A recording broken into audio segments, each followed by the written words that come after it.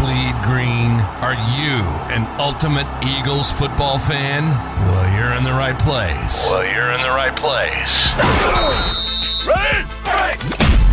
This is Birds 365, hosted by the new Mac and Mac, Jody McDonald and John McMullen. Here we go! Who collectively have covered and talked about more than 50-plus years of Eagles football. Kick off your day with Birds 365. You'll get debate. We love to argue. You'll get the real story from inside the locker room. And you'll hear from some of the great football minds from around the region. You're about to become an Eagles insider. Get in the game. Join Jody Mack and Johnny Mack and join the football community that flocks to Birds 365. Birds 365 starts right now. Welcome to the NFL. Let's go! Let's go! Go!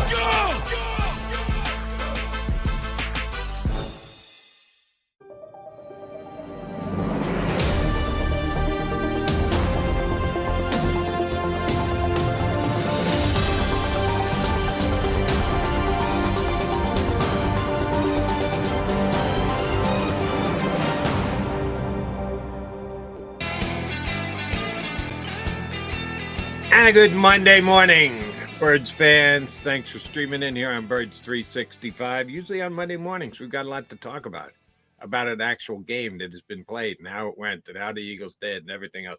Oh, it's a Monday morning, and we've got a lot to talk about, even though the Eagles haven't taken a snap in the last 24 hours, be it in a game or practice or anything else. A lot has gone down with the Philadelphia Eagles over the last 24 hours, and McMullen and McDonald are here to talk about it with you. J-Mac, I was on the air yesterday morning with my other Mac buddy, Glenn Mac now. And in the midst of our Sunday morning show, we get news that Jalen Hurts' condition is worsened, that he has been downgraded to questionable for the game, and that he's going to take his own charter jet out so as not to get any of his teammates sick. Oh, that didn't sound good. We had another JM, Jeff McClain, come on and go, hey, at least he's getting on a plane. If he was that bad, they wouldn't have even sent him out there. So he spun it quasi-optimistically. Thought that it couldn't get any bigger than that, but no less than an hour later, Fox's Jay Glazer is reporting the Eagles have changed out their defensive coordinator. Sean Desai will still have the title, will still be in the building, but will be upstairs in the press box. And Matt Patricia, who, as I mentioned to Glenn Mack yesterday, we hadn't mentioned it. We do the Eagles every single day, 2 hours every single day, Monday through Friday. We had not mentioned Matt Patricia's name in months. In months, his name didn't come up on this show. It did last week just because of Frank Reich. And should they bring him back in as a consultant? And we said, yeah, everybody hated when they brought Matt Patricia. What effect has Matt Patricia had on this team? Nothing. Oh, he's going to have a massive effect on the Eagles going forward, taking over as the defensive play caller. When you got the news yesterday, what was the first thing you thought? First thing I thought was panic move. And I'm interested to hear your take and some of your callers' takes when they heard the news, because there's a lot of ways you can go with this, but none of them are good. And, whether this is Nick Sirianni's decision by himself, whether Jeffrey Lurie stepped in, Howie Roseman stepped in, you can talk about that part of it. You can talk about the impact on the defense and how that's gonna help. The one thing I can say is, it's baked in. The defense is going to get better in the last month of the season. It has nothing to do with Sean Desai. It has nothing to do with Matt Patricia. It has everything to do with the schedule. So maybe the positive aspect is you from a human nature standpoint, from a momentum standpoint, you can play that, because I guarantee you, Jody, what the story is going to be in the playoffs. And by the way, the Eagles clinched a playoff berth without playing yesterday. Going into the playoffs, the defense has gotten better over the final month of the season and things are starting to look up and blah, blah, blah. That's because you're going to be playing. Who knows if Geno Smith is going to play? You might be playing Drew Lock. You're going to be playing Tommy Cutlets twice. You're going to be playing the Arizona Cardinals. And nobody's going to look at the context because they never look at the context. They're going to say, oh, it's gotten better the past week versus, playing Buffalo and Dallas and all those teams. But yeah, that San Francisco team is the one. San Francisco should have pretty, led. They're pretty good on offense. Should have led with them. Yeah. So you get my point, though. And the matter of fact, it's going to get better. Don't be fooled by that. Is it going to really get better? It's hard to get worse. So from that standpoint, okay. But, it's not good. It's not good. We're sitting here in week 15. And as you mentioned before we came on the air, Nick Sirianni's there this week. Saying, no, I got the people in the building. I got complete confidence. I got all the, and Sean Desai, talk about just why is he in the building? Why is he accepting this? From that standpoint of having all his power taken away, basically made impotent on that side of the football. Now, the Eagles could have handled this better. If you think about Andy Reid, if you think about Doug Peterson, you spin it like the offensive play call gives up play calling every once in a while. Doug did it. Nobody even knew. He let Rick Scangarella do some red zone stuff. He let Press Taylor do some 2-minute hurry up stuff. Nobody even knew. You could have handled it that way. If it was just about trying to look for a spark or something of that nature. But no, they went the way. And the bottom line is they could spin it, and they're going to spin it moving forward. And we're going to see that unfold in the next, few days and next week. They're going to spin it in that type of fashion. Oh, we're just trying to create a spark. We're just trying to get a different look for Sean Desai, get him upstairs, blah, blah, blah. All of that. But the bottom line is he lost not only his play calling, but he lost his power over the defense. And that's now Matt Patricia's decision. So call him whatever you want. Use whatever title. We joke about these titles all the time, whether it's Jamal Singleton as assistant head coach, Kevin Patullo as associate head coach. I remember asking, what's changed with Kevin Patullo? Oh, nothing. He just got a title bump. The Cheers title bump, I call it, from the sitcom. So I don't care what the titles say. Matt Patricia is the defensive coordinator in week 15. Right. The change itself and how we got there. He doesn't have to talk. No accountability, because technically he's not the defensive coordinator. So Sean Desai essentially is his press secretary. They're going to route him out there on Wednesday or Friday next week. Oh, you think so? Yeah. Why would they? He's the defensive coordinator. Why would they do anything else? Sean Desai is still the defensive coordinator. So Matt Patricia, by league rules, does not have to talk to the media or reporters, as he hasn't done all season. But then what does Desai say on it'd be Wednesday this week? Usually it's Tuesday coordinated, but a Monday game pushes it back. What the hell is Sean Desai going to say on Wednesday? My guess is what I just said. Go up to the booth, get a better look, get a better overview, get a spark. That's my guess. Really? Wow, that's going to be you should have fun on Wednesday. That's going to be an awkward and yet interesting media session. All right, let's put the how did we get here behind us for just a second, because the most important thing is what the hell happens on the field defensively for the Eagles tonight against the Seahawks. The hiring of Sean Desai for me was pretty much a confirmation that this defense going forward was going to be Fangio based, that he was much like his predecessor, Gannon, who was leaving to go to Arizona, that he too had coached under Vic Fangio, that the head coach had leaned in so heavily to this is the defense that we want to play and not give up chunk plays. And it was pretty much stamped out there that this is the Eagles defense. Yeah, the DC is going to change, but our overall philosophy and the way we play defense is not. This is the way the Philadelphia Eagles play defense right now. That hasn't been Matt Patricia. That has been, and Matt Patricia hasn't had the chance to say, yes, coming here, I knew I had to change my way of looking at defense because I'm now part of the Philadelphia Eagle organization. He did it differently his entire time as a assistant in New England and as a head coach in Detroit. They didn't play Fangio type defenses. What kind of defense are the Eagles going to trot out there tonight, John? Is it just going to be Fangio doing what the Eagles have done all year? Will there be a drastic change that you can see? Because if you're going to give him the power, you got to let him do what he wants. What's Eagle defense going to look like tonight against the Seahawks in Seattle? It's going to look the same. There's nothing he can do in the time frame the Eagles gave him. He can't change anything. It's going to be the same scheme, the same philosophy, just a different play color. Maybe he's got a better feel for certain situations. You know, he's a veteran coach. He's a very good coach. He's been a very good defensive coach. I don't want to downplay that aspect of it. But there's nothing he can do inside of a week. And we don't even know. We'll know eventually. We'll figure it out. But we don't even know when this happened. Now, Jay reported they quietly did it during the week.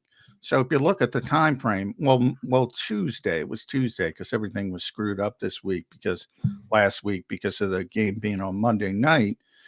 So it was Tuesday when Nick did his post-game video press conference, and that's where he doubled down and said he was asked right away, you plan on making any changes, mainly from the offensive side. He was asked about the offensive play calling. If you remember, we were talking about that last week, and he doubled down and said, nope, we got the people in the building. We're very confident in everything. So Eagles didn't get back on the field till Thursday. Presumably, that's when they decided to make the change by that point. Presumably. Sean Desai looked the same on the sidelines from the very short time we were able to see practice, and it's very short. It was one day, 10, 15 minutes, but was not acting abnormal or in a different role. Didn't see anything changing from all that perspective.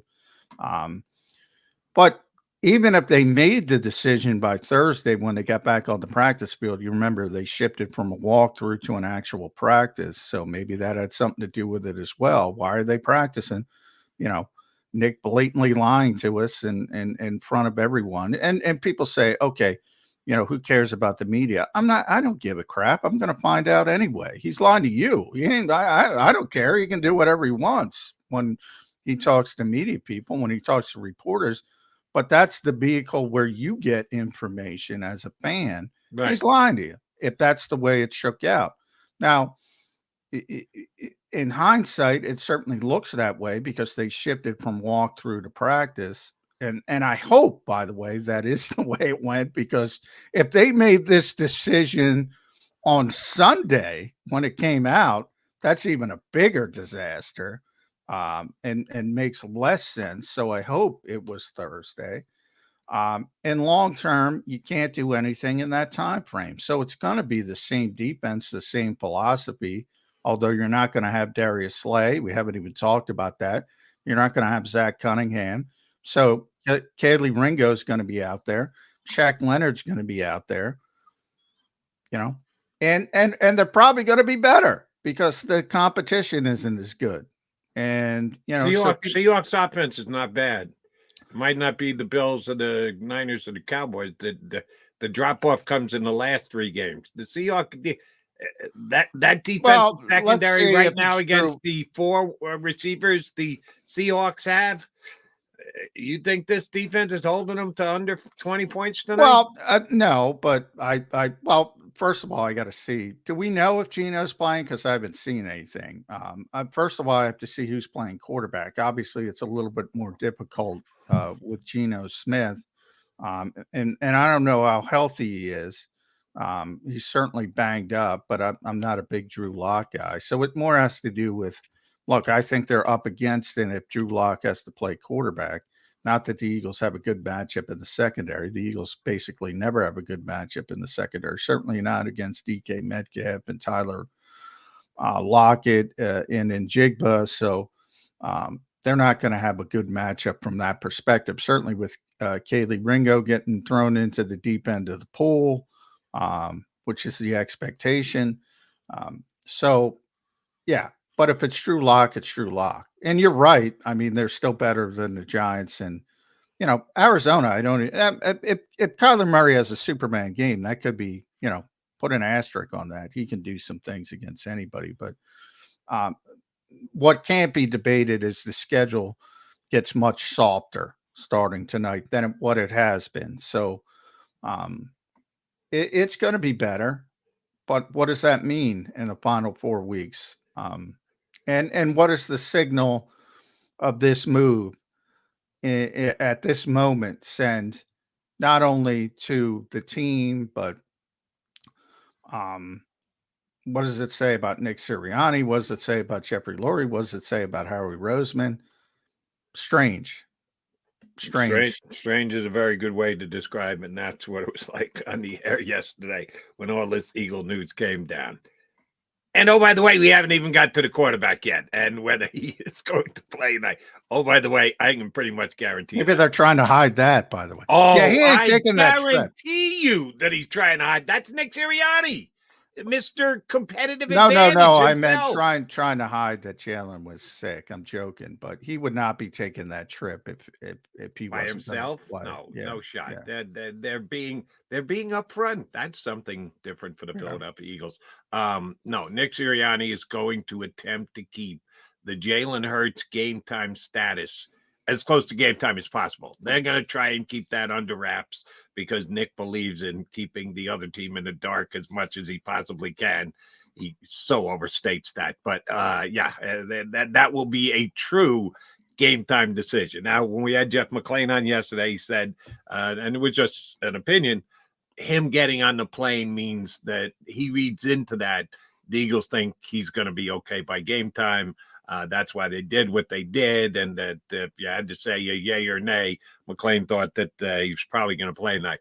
I don't know that. I hope he's right, but I don't know that. And I don't know that any of us. I said the same thing. I think Jeff's right. I think that if there was any doubt, they wouldn't have making him take that trip. But if he gets sick, if he get worse, there's nothing you can do about it. I mean, it's not 100%, but I think it's a very good sign that he's going.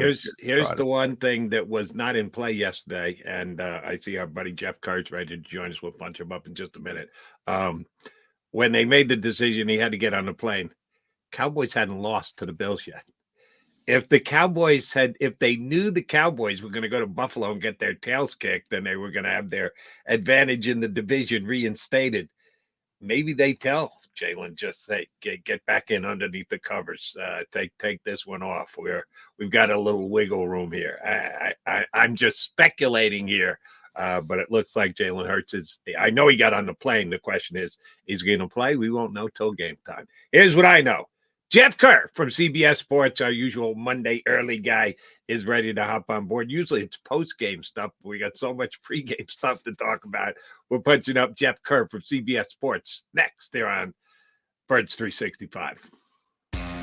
Go to get your game on. Go for the beers. Go for the cheers. Go for the hit and the hits. Go for the stakes and the stakes. Go to get your parlay on. Go to get your party on. Go for the scene. Go for the screens. Go for the gallery. Go for the win. Go to Ocean. Visit theoceanac.com to plan your visit. At Pond Lehocky, we've recovered billions of dollars for our clients, and we're confident we can do the same for you. With over 250 years of combined courtroom experience, we've helped over 100,000 injured clients obtain some of the largest settlements in Pennsylvania. One conversation is all it takes to help you and your family get back on track. If you've been injured in an accident, give Pond Lehocky a call. They're carving them up and good play calling along the way. First and goal at the 6.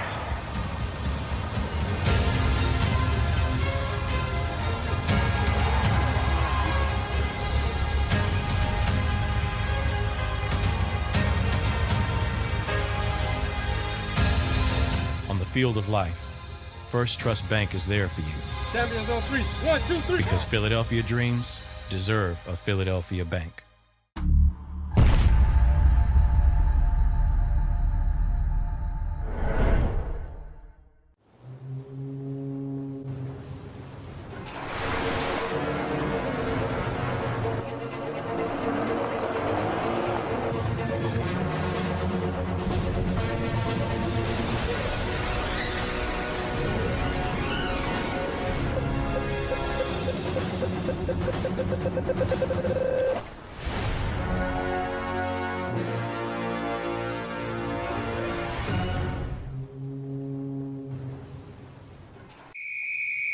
Underdog Fantasy has a way for you to play alongside your favorite football team all season long with their Fantasy Pick'em game.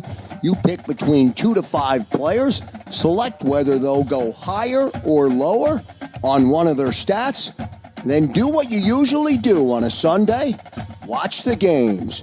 You can win up to 20 times your money in a single game by going 5 for 5. It's a fantasy game, and the Sports Betting Show wants you to get involved. Go to UnderdogFantasy.com. When you sign up, use the promo code WIN, and Underdog will double your first deposit up to $100. That's UnderdogFantasy.com. Use the promo code WIN. Do you stream on a Roku, Fire Stick, Google TV, or Apple TV? Now you can watch 6ABC 24/7 with the 6ABC Philadelphia streaming app. And the big story on Action News? Search 6ABC Philadelphia and start streaming today. EAGLES, Eagles.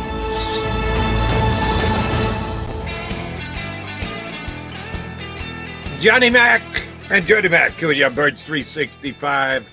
We've got a game tonight, Eagles against the Seahawks, but there's a lot that's gone down leading up to that game. And here to give us his insight to it is one of the best in the business, covering the National Football League, does it for CBSSports.com, our pal Jeff Kerr. Usually it's what happened in the Eagle game, Jeff. Tonight it's not even what's going to happen in the Eagle game tonight. It's what are the Eagles doing? John used the word in the first segment. I certainly concur. This smells of panic. Is that an accurate word, an overstatement, or an underselling of what the Eagles have done in the last 24 years, swapping out their defensive coordinator in week 15? Yeah, if you would have asked me about 12:30 yesterday, Jody, I think I would have agreed with you. And it does smell like a sense of panic, because it is. And then when I look up numbers and I'm writing about how bad Sean Desai's been this year, and I just happen to start with week 8, and they're dead last in pretty much everything but points per game, and they're 31st in giving up 30 points per game. Is it a panic move, or is it the right move? It might be both. So I'm looking at it as, I think it's a move that you don't do when you're 10-3 going into week 15. It doesn't feel right, doesn't sound right. But then when you're looking at the overall body of work, it's Sean Desai does not deserve to be on this coaching staff right now. But he is on the coaching staff. Yeah, that makes no sense. Yeah. So and he's still the defensive coordinator. I'm going to start calling him by title, John. Yeah. What did you call him yesterday? The press secretary? The press secretary. That's my new designation for him, because technically, we'll see how the Eagles handle it. But technically, Matt Patricia is not the defensive coordinator. So he doesn't have a responsibility to talk to the media each week. If you're a coordinator, you have to talk to the media. So in theory, that's why I'm calling him the press secretary. Matt Patricia will continue to not talk to us, and Sean Desai, who has no power whatsoever, will talk to us. That's why, hence the press secretary. And that's the point. And you're right. But here's the thing, Jeff. We talked about this. And by no means am I trying to say they should be as bad as they are right now, because it's been a disaster. And when you think about what Nick Sirianni stresses, which is situational football, the fact that they're dead last in third downs and they're 30th in red zone, that tells you, all right, nothing's working. However, if you want to be realistic about it, again, when this schedule came out, we all talked about this gauntlet. And it has been a gauntlet, and it ends tonight. You could argue it ended last week. We'll see how Seattle performs.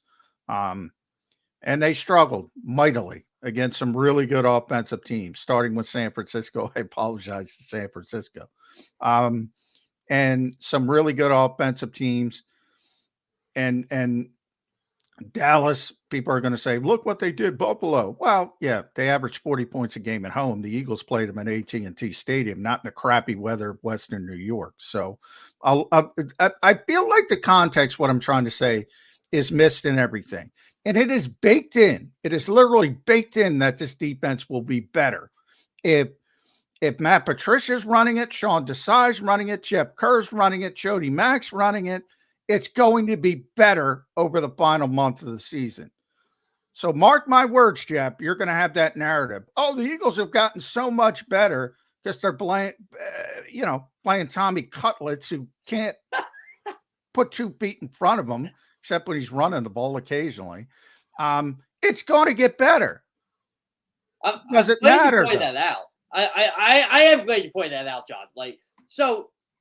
This is why I tweeted what I tweeted yesterday while Buffalo was blowing out Dallas. The Eagles really don't get enough credit for beating the Bills. They don't. They played them on 6 days rest. They were down 10 points. Jalen Hurts willed that team back to a victory. They beat the Chiefs in Kansas City. You're right. It takes a toll on you. Oh, by the way, before the bye week, they survived Dallas. Dallas could have easily won that game. They made mistakes and didn't. But you're right. By the way, they also played the 49ers on 10 days rest, and they played the Cowboys on 10 days rest. They're not going to get 10 days rest on the play. Maybe San Fran will because of all the bye week. But actually, no, because if the Eagles are a 2 seed, then they'll play them on regular rest. So, and this defense is going to get better just by merit. If it's Drew Lock tonight, this defense is going to look amazing, and we're all going to say, look how great they are. Not me. Well, and I disagree with both of you. If you think this defense is going to look amazing tonight just because of the opposition, they got talent. They got players. Drew Lock isn't as good as neither Geno Smith or Drew Lock or franchise quarterbacks, but Lock actually moved the ball against San Francisco last week, filling in for Geno Smith. I got news for you. CJ Gardner is not coming through the door tonight. TJ Edwards is not coming through the door tonight. This defense is not as good as last year's defense, and I'll tell you, it's as much as defections that the Eagles chose to let walk out the door as free agents as it is Sean Desai or his system or the way that he coaches. This defense is just not as good. I don't think just because the opposition is going to get easier than it has been that they're all of a sudden going to jump up tonight and hold the Seattle Seahawks at 10 points. I don't see that happening. Now, Jody, hindsight is 20/20 here, but do you think this defense would be better if Denard Wilson was defensive coordinator instead of Sean Desai? Yes. How about you, John? Oh yeah, no question. They made a poor decision, but now you can go back and because everything, as you mentioned, 2020 hindsight. Now everything kind of pops up in your mind, starting with Denard Wilson, going all the way back in the decision they made. I even go back to remember. They moved to Lincoln Financial Field during training camp for a practice because Nick Sirianni wanted to work on communication with the coaching staff because it didn't look good. Howie Roseman was screaming at the side to get the right people on the field. Now people are talking about his presence, coming up Jim Schwartz, who walks around the building like he's a head coach, coming up JG, who, walks around the building like he's a former defensive back. They're starting to throw them under the bus, and they still stay here. So my larger question is, why are they handling it the way they're handling? If you want to fire the guy, fire the guy. Get him out. Get him out of the building. You know why? Because they don't want to admit they're wrong, and he's under a 4-year contract, so they don't want to pay him. That doesn't seem like Jeffrey Lurie. It doesn't, but I mean, don't you think it's funny, John, when you look at all the decisions in the grand scheme of things? There's one guy Jeffrey Lurie protects more than anybody else, and that's Howie Roseman. And that's nothing wrong with that because Howie Roseman's been doing a good job. But it's if you're against Howie Roseman, he's going with Howie Roseman. But now that might explain, Jeff, why Sean Desai doesn't walk out in disgust because he wants to get paid his contract, and you don't want to. If you just walk out, they can say you're fired for cause and not have to pay him. But from Jeffrey's standpoint, everything is about winning the Super Bowl. And this is a weird disconnect, and it can't be good for the team. So he's not willing to bite the bullet. This is a guy who bit the bullet on Carson Wentz's contract. I got to believe he'll bite the bullet on Sean Desai's if that's Now, what the head do you coach think wants. Lurie and Roseman listened to what some of the players said about Sean Desai on and off the record? Yeah, of course. Yeah. Yeah. Because Well, I think this was a player-led decision, personally. now, and I talk about it. You think about everything. Now I start thinking about Josh Sweat's comment last week about he's not used to the lack of discipline on the defensive line with the pass rush. Everything starts So to you creep think that in. was a shot at Desai, not at his teammates? I actually thought Josh was throwing his teammates under the bus. You can take it any way. That's what I'm saying. Now with Yeah. all these open-ended doors, I can take it as it was a shot on the coordinator. I think Josh Sweat decided to bite the bullet for a lot of younger players on that team. I really do. Now, I should have asked this right away, so I'll ask both of you. Who made this decision? Was it Nick Sirianni, Jeffrey Lurie, Howie Roseman? Howie Who do you Roseman think made this decision? Howie Roseman made that decision. And I think they made that decision after Nick defended Sean Desai on Tuesday. I think they went back and – because remember, they had an extra day to prepare. So who knows what went on that Wednesday. But I think they said, hey, Nick, we're going to make this change. We don't care what you just said. Remember, Doug Pearson did this with Mike Rowe. Mike Rowe. Well, that's what I brought up yesterday on Twitter. So is this Nick Sirianni's Mike Rowe, where he just said, these freaking guys just embarrassed me. I just went out there and doubled down on Sean Desai, and they Mike Rowe'd me. Does this start the disconnect between the front office and Nick Sirianni? That's what happened with Doug. You know what I would say if I was Nick Sirianni, even if I got embarrassed by what I said to the media, you can call me a liar, whatever. Hey, I'm still getting paid. I'm still the head coach of the Philadelphia Eagles. Yeah, but these coaches are loyal to the guys under them. They really are. You don't have to look any further back than Doug Peterson and how loyal he was to the guys who were under him. And when he thinks they're being mistreated from above or he's having his hand forced, yeah, it can get contentious pretty quick. Here's how I'd answer your question, John, and you guys would have to answer a question for me. How much was Sirianni involved in hiring of Matt Patricia, do you think? I think he's hired every single assistant to this point. You think he was the driving force behind Patricia, not Howie? Yes. Yeah, I think he wanted a veteran coach in there on that defense, so I would go, yeah. Okay, then I'm not going to put this all on Howie's doorstep. That Sirianni must have been consulted and involved in this, because I don't.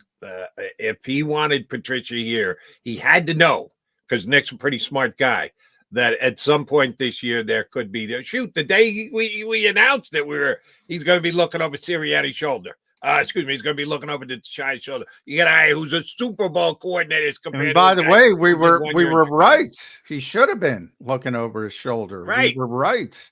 We asked Sean Desai that throughout training camp. What's it like having Matt Patricia there? And he was getting frustrated because at one point he said, you guys ask me this every time. I remember that. Well, we're right. We turned out to be right, and we were asking it for a reason, because one guy has far more experience and more success. And here we are today. But I will say, from the overall standpoint, and this is not about Matt Patricia, not about Sean Desai, bring up every coach. There's a million cliches in around the NFL. One of them is it's the Jimmies and Joes. It's not the X's and O's. They don't have a ton of talent on the back end of this defense. I feel like way too many people think these are guys manipulating joysticks and all of a sudden everything's fixed. That's my biggest concern. Generally, when you do these types of things, and everyone, well, look at Joe Brady in Buffalo coming off one game. Everybody's so overreactive with one game. It generally doesn't help that much. Is this going to help all that much? So on the Joe Brady thing, I'm glad you brought him up. Buffalo's using a lot more motion with Joe Brady, but but you're right. The talent's there. I agree with you, John. I'm not seeing the talent. look, Darius Slay's having a good year. He's right. People don't want to admit it. He's right. I know James Bradbury's not having a good year, and he's 30. Who's behind them? Daily Ringo. You're up. Wonderful. Josh Jobe, wonderful. Look, I'm not here to rip these guys because they're young players and they need time, but they're just not it. And, Kevin Byard isn't what they thought he was going to be. Not yet, but maybe he will be as they start to play crappier teams. John, I agree with you, though. I think they should have played Sidney Brown early and from the get-go because I think the kid can play, and they got to see what he got, but they won't do it. And I think you guys are underselling Seattle coming in tonight and their offense. There's a drop-off from San Francisco, Buffalo, Dallas to Seattle. I'm surely going to acknowledge that, but they're not playing the Tommy Cutlet-led Giants just yet. They got 4 really talented wide receivers and 2 pretty damn good backs. I think the defense. They also have a really bad offensive line, too. That's an evergreen statement with the Seahawks. It's amazing they can't fix their offensive line. How many tweets are we going to get tonight, John? You got on social media. Wait, Jason Peters is on this line? Yeah, he started. All right, then let me ask you both this question because John and I have kind of disagreed on this one. We get it. The linebackers, number one, they should never let TJ Edwards walk out the door. They've been plugging guys in that they picked up off the street. They haven't committed any resources to it. The secondary, stone cold mess, except for Darius Slay. Oh, he's not playing tonight. So the rest of the secondary is very much in play. The defensive line has not played well this year, period. End of sentence, end of paragraph, end of story. But because the 7 guys behind them have been significantly worse, I think they're getting a free pass. Their defensive line was supposed to be the most dominant unit in the National Football League this year. I haven't seen that. If they've been doing it, they've been hiding it from me. How big is tonight's game for the defensive line, Jeff Kerr? You know what? I like how you pointed that out. I'm going to point this out, too, with this defense. This defense was built to have leads in the second half. How many leads in the second half have they had the last 6 weeks? Not many. So are the Cowboys, by the way, and you saw what happened to the Cowboys when they had to play from behind. Yeah, exactly. And on the road, I should add on that. But, yeah, I think it's huge for the defensive line tonight. I mean, Josh Sweat looks tired, and I think John, were you down there? You were down Dallas last week, right? I was not. Okay, yeah. Was it Ed? I didn't. One of you guys was down there. No, Ed didn't go either. Oh, so Martin went. Martin was there. Yeah. Because I remember reading some of the Josh Sweat transcript, and then I listened to it. It sounded like he was really tired. Hassan Reddick's still balling out, but they have no depth behind them. I think Jalen Carter, not that he's hit a rookie wall, he's still playing really well, but he's not as dominant, I guess, as he was early in the year. Fletcher Cox is older, but you're right. It just doesn't feel like the same defensive line as last year. But of course, last year at this time, the defensive line, it felt like they were getting 5-6 sacks a game, and they're not now, and they're not getting the pressure because they are trailing a lot. And I just think it just all correlates to you got to get off to a fast start with this team, and they just haven't done it. So you know where I'm going to go, Jeff Kerr. They march out to the field, midfield, before the kickoff. Captain's in the house.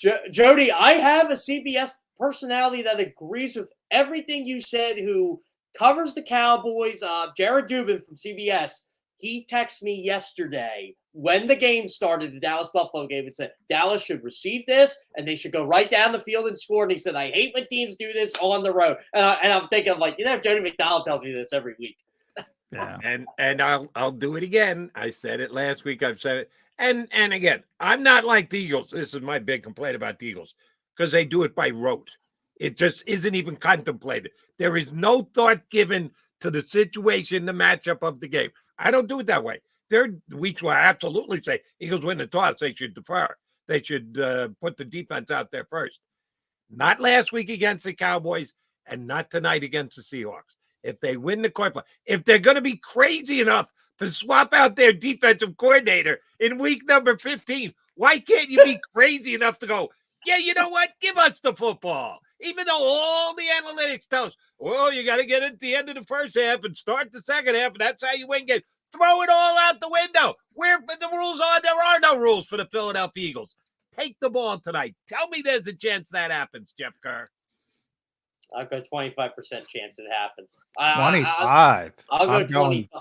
I'm going 2.5. All right. I will say this. And that's probably high. I'd take the under on 2.5. So, Jay, here's a funny story for you. I know it's just high school basketball here, but as a coaching staff, as a member of a coaching staff in high school basketball, we always talk about after the tip-off. So, do we get the ball? Do we get the ball? Do we get the ball? We want the ball. We want to score.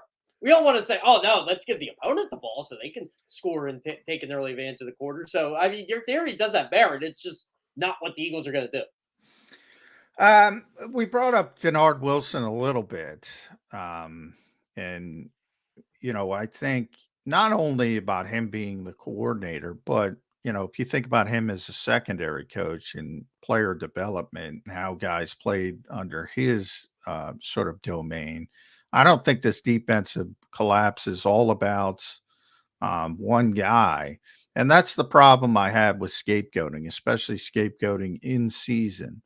And I talked to Jody a lot. I said, if the Eagles underachieve, there's going to be a scapegoat. I didn't expect one in week 15, but I expected one after the season. If they're one and done in the playoffs, there was going to be a scapegoat, and probably more than one. Just from that standpoint, what do you think of that message? And that is directly to Jeffrey Lurie's office, who's a great owner. And people can go on JAKIB Sports and hear me talk about Jeffrey Lurie all the time. He's 95% good, but he ain't good when it comes to stuff like this. And he scapegoats people when the expectations aren't met. What type of message does that send to the organization?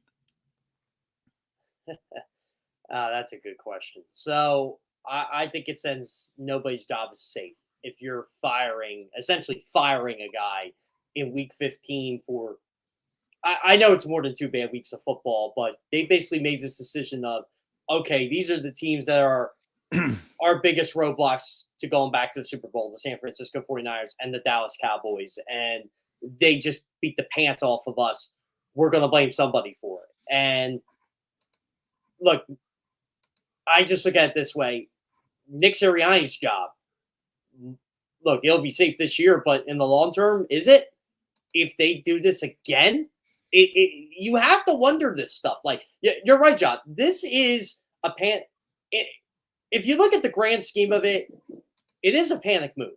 But when you look at the numbers, it does make sense why they did it. But someone was to get blamed for this. He's not going to go blame Darius Slay.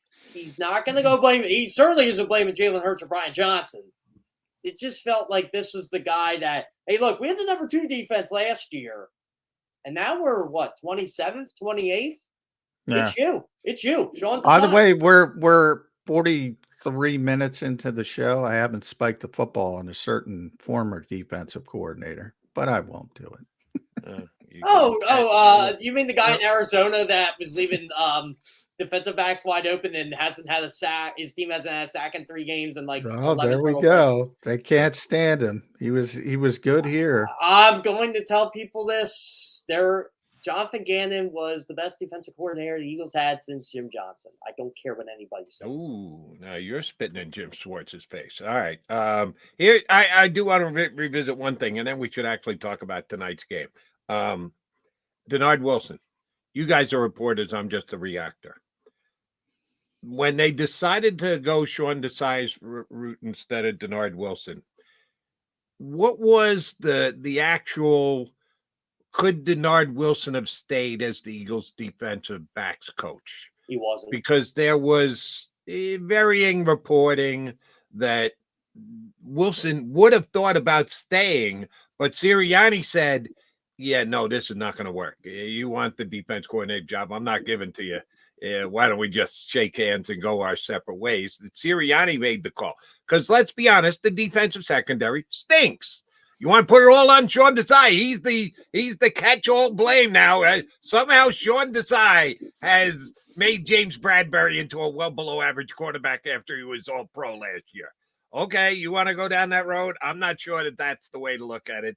Besides kind of the entire defense coordinator, DK McDonald hadn't done anything to impress anybody. Denard Wilson was dynamite defensive backs coach last year. All right, you didn't give him the head coaching job, but I know I read several reports that said he wasn't looking to move on from Philadelphia. They liked it here. He'd be disappointed, but he'd keep doing what he was doing, and Sirianni blew him out. How do you remember that going down? Both of you two reporter guys. Go first, John. You can go first if you want. I from the standpoint of, look, I think they chose Sean over Denard because they wanted to stick with the Fangio scheme, and Denard wanted to do he wanted to evolve it, which, by the way, I don't think is a bad thing. Not that he didn't want to use it. He wasn't going to go away from it completely. He just wanted to do some different things that Nick wasn't comfortable with. Now, as far as coming back as the secondary coach, yeah, at that point, I think it was Marcus Hayes, our buddy, who talked about Sirianni for one of the few times in a negative fashion. Yeah, my assumption is he didn't like I talk about it all the time with Josh McDaniels and Howie Roseman back, and then they would say, yeah, we're going to get along. And I think that the assumption was from Jeffrey Lurie, at some point these two are just going to blow up. And by the way, I think Jeffrey Lurie was right. I think that was Nick's assumption. He doesn't get the job. At some point, this is going to be an issue. Let's just move on, turn the page. But they got worse because of it, and who knows what would have happened. Yeah, right. But that's on Sirianni's record. If you make that, you make that call. That's fine. You're looking into the future, saying this could get dicey somewhere down the road. Yeah, and then you're hiring somebody else, and he comes in and isn't good. That's on you, coach. That was your call. And DK was here. DK was the assistant. Just got promoted, but it hasn't worked out. So it's definitely on Nick's record. I don't. You know what? I'm kind of getting tired of hearing about the Vic Fangio's disciples. They're not the real thing. Not the real thing isn't the real. Who gives a crap? The scheme, every scheme gets caught up to, whether it's Tony Dungy's cover 2, Pete Carroll's cover 3, Mike Zimmer's A-gap crap. Every single defense gets caught up with at some point, and then you got to adjust, and you got to go to the next thing. And that's where you're right about Denard Wilson. He wanted to modify it. He wanted to make it better, and he's doing that with Mike McDonald and Ball. By the way, Mike McDonald might be an NFL head coach next year. What he's doing over there. I always worry got a better chance than the two guys here in Philadelphia. Which, the Eagles could be going through the same thing again with Brian Williams. The Eagles, one will be out the door, and the other one will be lucky to still have his job when this season's over and done with. I don't think Brian's in any. I don't think he is here. I actually think Brian Johnson's doing a better job than people think. Now, I would like to see. Really? Why? Is the Eagles' offense not as good as it was last year? No, well, it was hard to match what last year did. Again, say the same thing about the defense. Jordan Ty's going to be eating popcorn up in the press box tonight. They were the number 2 defense. Johnny Gannon doing the job. All right, and so we can judge the defense. This is where I defensive coordinator at the door, but we can cut the offensive coordinator slack and go, hey, you can't match.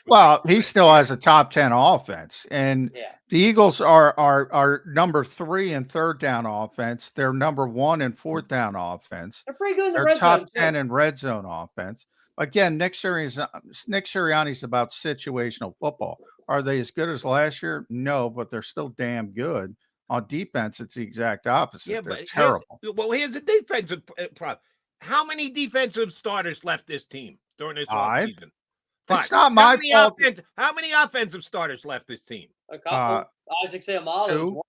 Two. Miles and Miles. Isaac. Okay, so who had a tougher task, Desai or Brian Johnson? No question, Sean Desai, and I've been saying it all the. It's not my fault when the organization itself. Forget about the fan base. It's not my fault when the organization itself overrates the talent on hand. They overrated the talent on hand. They still do. They think Matt Patricia is going to be a magic fix. Not the organization. That's more the fan base, but They know they're up against it from a defensive standpoint. TJ Edwards made another big play in that Chicago game. He's a monster. TJ Edwards is a good player, and the Eagles found him. They discovered him. By the way, I am disrespecting Jim Schwartz a little bit with the whole John McGann's best defensive coordinators and Jim Gannon. Yeah, Jim Schwartz was really good here. Jim's better.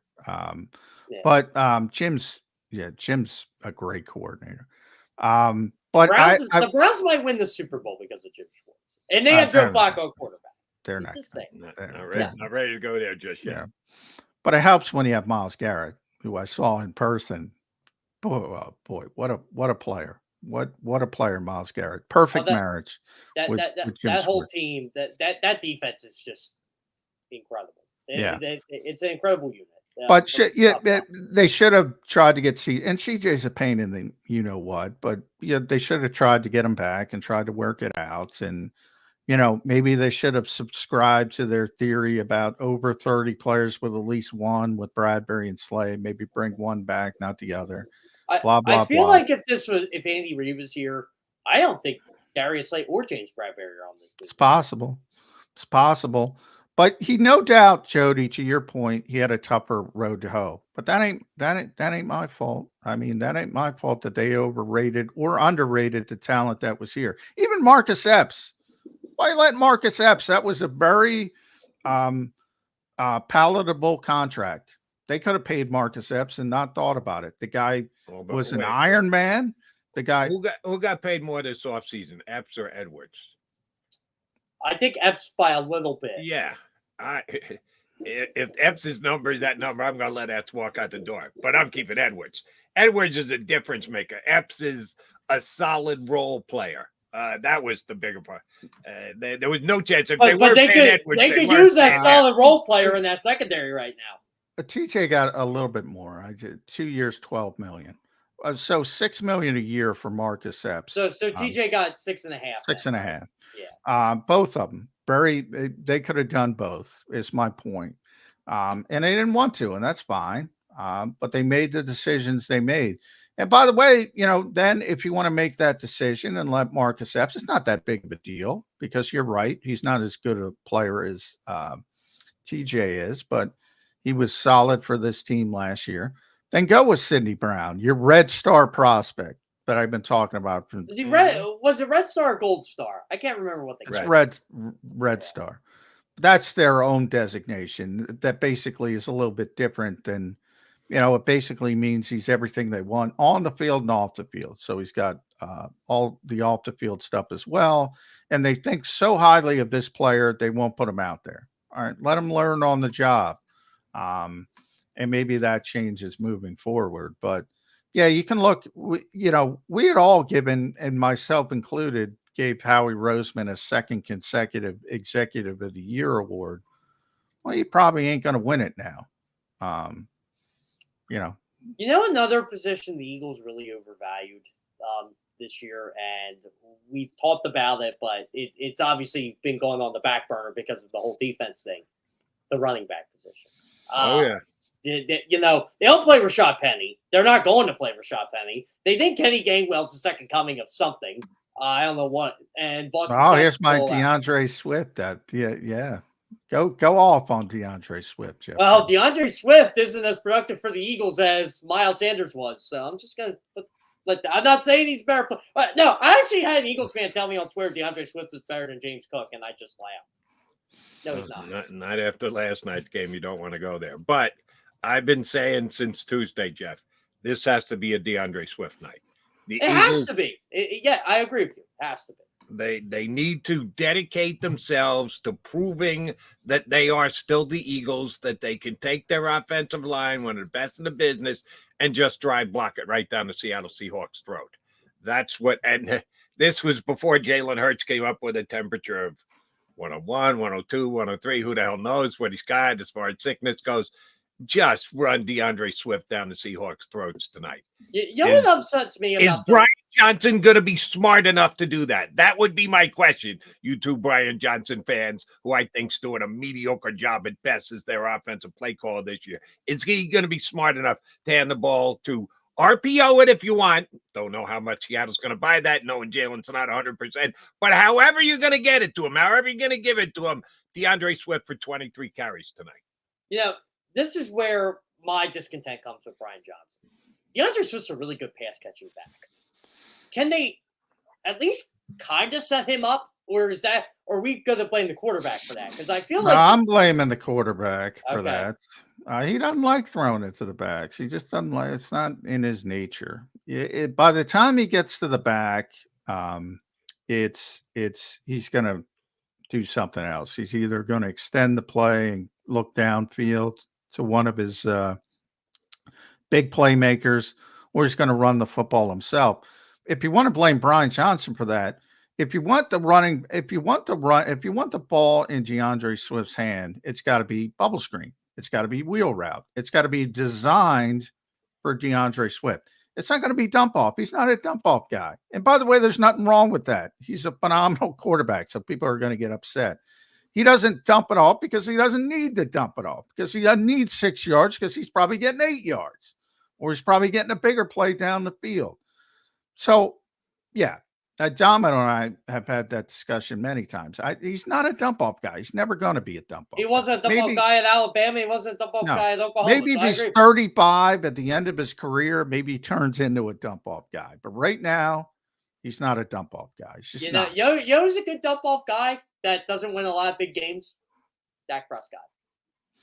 Yeah, well, he's coming off a bad game. By the way, to Jody's running points, because I know I'm going to be preemptive to Seth Joyner, because I know what I'm getting today. Pre-game, post-game show. Oh, why don't you run the ball like Buffalo on Dallas? I'm not even going to bring up the environment. Buffalo would have had a completely different game plan if the game was at AT&T Stadium. The key point is they got a lead, as you mentioned, Jeff Kerr. If the Eagles are up 2-3 scores, it's going to look good in a final box score for the run. It's going to look real good. It's going to look really, are we going to really cut the good. Eagles slack tonight because the game's not at the link? They can't possibly think they're going to run it because they're on the road. That's not what I said. I didn't say you said it. I'm asking you, are you going to go there, John? Because you've already said that Buffalo was able to do it because they were home. Does that mean the Eagles can't do it tonight? No, I said Buffalo would have had a better game plan. Anytime Buffalo doesn't have a history of running the football well. So, James Cook looked like his brother in his prime, and very shifty back, tremendously talented. And they have a history. I mean, at some points, they didn't even run the ball at all with Josh Allen in years previously. They're the same as everybody else. They run the football to get the lead. Dallas is the same way. Dallas wants to play from the league with all we just talked about, with all the light players they have on defense, with the 3 safety defense. And when they don't, it's pass the lead, run the win. Yeah, nobody in this league has had more 200-yard rushing games than the Philadelphia Eagles in the Nick Sirianni era. And everybody in this stinking city thinks they don't run the ball. They don't run the ball when they don't have efficiency early running the ball. When they're losing, they don't run the ball. Fair. That's fair to point out. They don't come into a game saying, I don't want to run the ball. If they're not running the ball, it's because they're not efficient at it and they're losing. Well, John, this is why I got so upset when the whole run the ball thing came out the week going into Dallas. Did these people not watch that 49ers game where they ran the ball, got 2 yards, ran the ball, got 2 yards? It didn't matter who it was. They weren't running the ball efficiently at all. It was basically you were running into a wall and you were done. I don't blame Brian Johnson for saying, okay, this ain't working. So let's try something else. And you just don't run the ball and get 2 yards. What we get 6 downs now to get a first down? Yeah, seriously, is this where I'm just saying, just from coaching other sports, okay, but play doesn't work. The assumption it seems to me for all the run the ball people is you're going to do it efficiently. Oh, if you just hand it off, you're going to be efficient at it. Well, the Eagles have had some issues recently, but no team has had more 200-yard rushing games. You're the stat guy, Jeff. Am I lying? No, team. you're absolutely right. The Eagles have 15, and I think the next highest team is 11. And I think it's a Falcons. It's bizarre to me. It is bizarre the way I don't understand. You know why the Ravens ran for 200 yards in the second half last night? Because they had 10-0 lead and they could do it. They weren't trailing in that game. Jacksonville made themselves trail in that game. Same thing with Buffalo. Buffalo has a big lead. They close it out. Yeah. San Francisco did it yesterday. They were up 21-13 at halftime. They said, you know what? We got Christian McCaffrey, and you don't. So we're just going to run the ball down your throats. Oh, Brock Purdy had a minor shoulder injury. But when they did set up the pass, George Kittle was wide open. Right. Yeah. And the whole thing about running the ball, it's a cutting edge. When do you pull the plug? When do you admit, all right, we're not running effectively, we got to go pass heavy? I know when you do it, like 3 or 4 carries in. Sometimes you can pull the plug too early, and I think the Eagles have, and I think it's a fair and legit criticism. But I'll say this, Jody. If you're running the ball on first down, 1st and 10, you don't gain a yard or you only gain 1, and 2nd and 9. Are you running again or are you passing? Well, you can pass, and then if you get 5, now you're back in the same decision on 3rd and 3. You're running or passing. It all depends on. In today's NFL, you're passing on 3rd. Today's NFL, well, 4th and 1, you should be passing, right? Oh no, they have the ability to run the football with Jalen Hurts, so they do. They do run the football with Jalen Hurts on. Okay, so basically, you think DeAndre Smith stinks? Is DeAndre Swift stinks? By the way, did you see Minnesota's attempt at the tush push? Oh, that was pathetic. Oh, that was the greatest. So I had someone say I'm overreacting to the tush push and everything. I'm like, no, I'm not, because I'm told it's not a football play by a certain fan base, not Eagles fans, by the way. I'm told it's not a football play. Those plays shouldn't count. It's not aesthetically pleasing. It should be banned. That's bullshit. Absolute bullshit. Shouldn't be banned. But I've said from day one, it shouldn't be banned because of the Eagles' success is how I should. I don't care if they ban it because the Eagles are going to get quarterback sneaks anyway. They were 35, a stinking 37 with Carson Wentz. That everybody forgets that. They just regular quarterback sneaks. When your center's getting blown into the backfield 2 yards, hey, yeah, you stink at the quarterback sneak. When you use your smallest guy to push, you probably look at the head coach. What are you doing? You got a fullback. You're one of 5 teams that has a fullback. Maybe you don't use the push. Yeah. And, I just like how the Bills pushed in Latavius Murray yesterday. Yeah. Score. Well, Josh Allen doesn't need it either. He doesn't. Oh, and Allen had a great one yesterday. He let everyone believe he was going up the middle. He took a step back. He veered to his left. He got like this wide open hole in the middle of the line. He think he was going into the A gap and went to the B. It was all like, I love how people like to discredit good things Josh Allen and Jalen Hurts do that no one else can do. Yeah, and Josh Allen is phenomenal. If he could get a corral on the reckless plays, he'd be the best quarterback in football. He's the hardest quarterback. And you know what? All apologies to Jalen Hurts. Yeah. Josh Allen is the hardest. Yeah, you know what, John? I've talked to Josh Allen a bunch of times about this before, and he said Josh Allen says he thinks about this pretty much every day. Like, how can I not turn the football over? Maybe he's overthinking. Oh, he didn't yesterday. All right, Jeff Carr, on the record, all this stuff, another word we could have used, has come down with the Philadelphia Eagles in the last 24, 48 hours. No Slay, Jalen questionable, Desai out, Patricia in. All of it mixed in together. Now you got the Seattle Seahawks kicking off at 8:20 tonight. At about 11:30, there'll be a final score. What do you think it is? I said the Eagles would win by 10. I just think they're a better football team. I think they're actually going to build a lead tonight. Maybe they will receive the start, Jody. That's not going to happen. But I just think they're a better football team, and I think they're a significantly better football team with Drew Lock as the starting quarterback for the Seattle Seahawks tonight, which it looks like it's trending that way, by the way. I'm scared. All right, Mac and I will make our picks. By the way, guys, I have a question for you. The last time the Eagles beat the Seahawks in Seattle, who was the Seahawks quarterback? Seneca Wallace. There.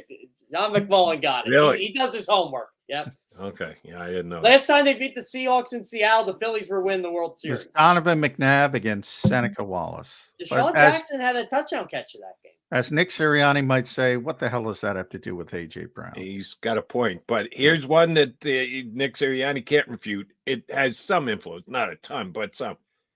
They just don't beat the head coach of the Seattle Seahawks, period. And They haven't. They've never beaten him. Pete Carroll is still the head coach of the Seattle Seahawks, even though the teams have changed, even though it's been years, even though we go back to Seneca Wallace. Constant is Pete Carroll. By the way, and Sean Desai knows all his tricks, and they just pissed him off.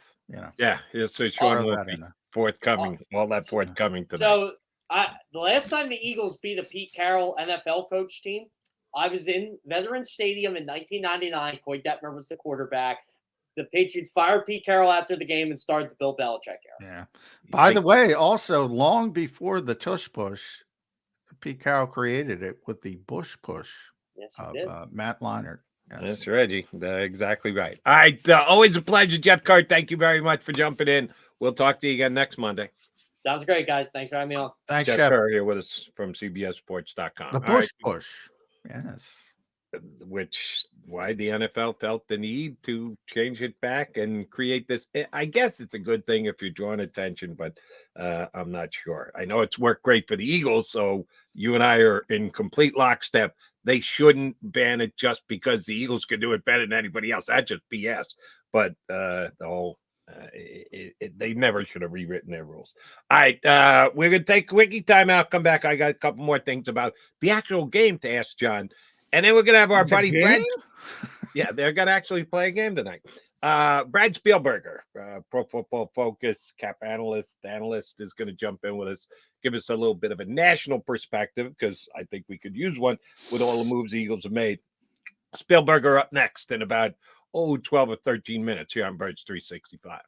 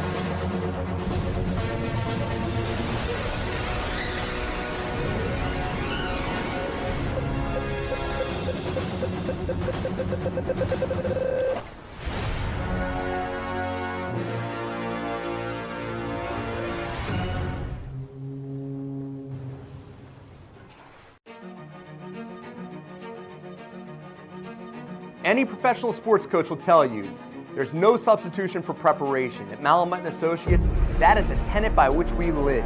We prepare from day one for victory. Anything less is not acceptable.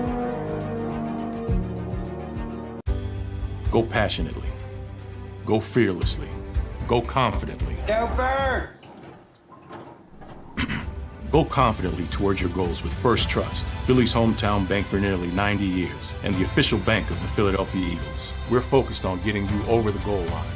So go with conviction, go with trust, Go Birds! and go forward with us by your side. First Trust Bank, the official bank of Philadelphia dreams. Up and go Birds. Underdog Fantasy has a way for you to play alongside your favorite football team all season long with their fantasy pick'em game. You pick between 2 to 5 players, select whether they'll go higher or lower on one of their stats, then do what you usually do on a Sunday, watch the games. You can win up to 20 times your money in a single game by going 5 for 5. It's a fantasy game, and the Sports Betting Show wants you to get involved. Go to UnderdogFantasy.com. When you sign up, use the promo code WIN, and Underdog will double your first deposit up to $100. That's UnderdogFantasy.com. Use the promo code WIN.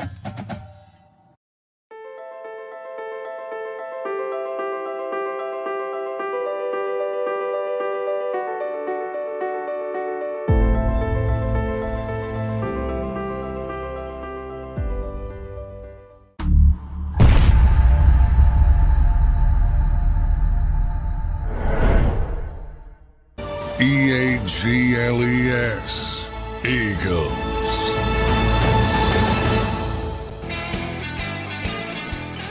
You've got Mac and Mac, John McMullen and Jody McDonald here when you're on Birds 365. A game day Monday. Yes, the Eagles have to play tonight against the Seattle Seahawks out on the Pacific Northwest. I think it's going to be a tricky game. That's just me. We got 40 some odd minutes left, and John and I will make a pick on the game before we get out of here. We've talked so much about the defense today because they made the decision yesterday to pull the plug on Sean Desai. I hope it wasn't yesterday, but yeah, technically. Announced that they had pulled the plug on Sean Desai. And they didn't pull it all the way out. They pulled it out so the light's no longer on, but they let it dangle there, which is just ridiculous. John and I don't understand that. And the defense has been putrid the last several weeks.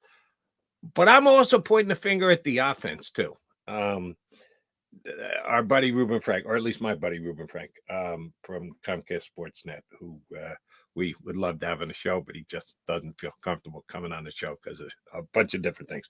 But Rube will come on WIP with me anytime I ask. He does a great Rube's observation column for NBC Sports Philadelphia. And he had another just nugget that I had no idea was actually in play at this time. Don't know if you saw it or not, John. Under 400 yards offensively. What does that mean? Well, it's how we rank football teams, right? Offense and defense by how many yards per game they get. That's how the number one rank, the top 5 rank.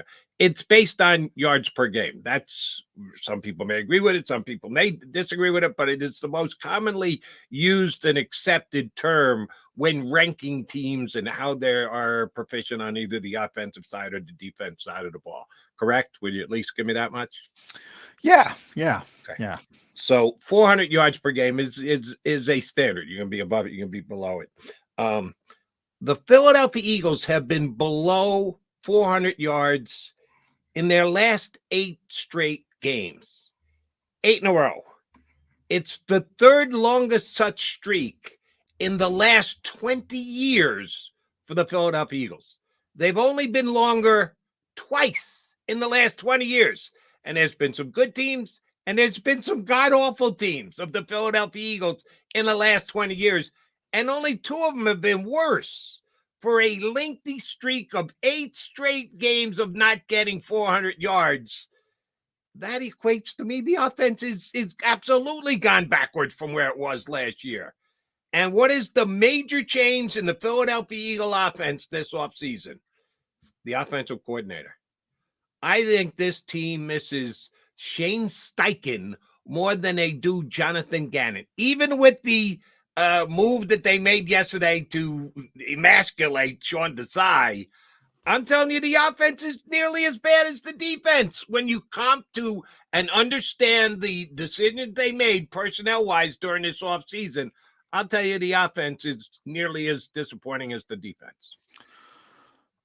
Well, you're cutting it off at a certain point, right? I mean, the larger sample size is 13 because, they played 13 games. And over 13 games, contextually, they're 8th in the NFL of 32 teams.